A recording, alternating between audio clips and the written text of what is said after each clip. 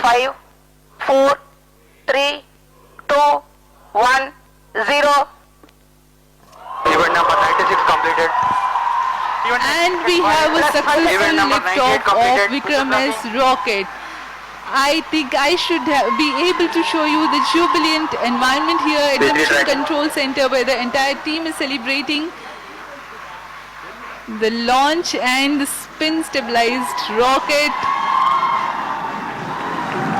The views from the launcher camera.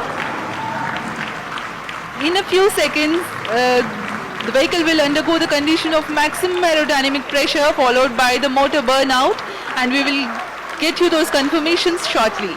The vehicle will experience Qmax around 15 seconds, and at the same time maximum aerodynamic loads will occur. Just to remind the viewers, this is an aerodynamically stabilized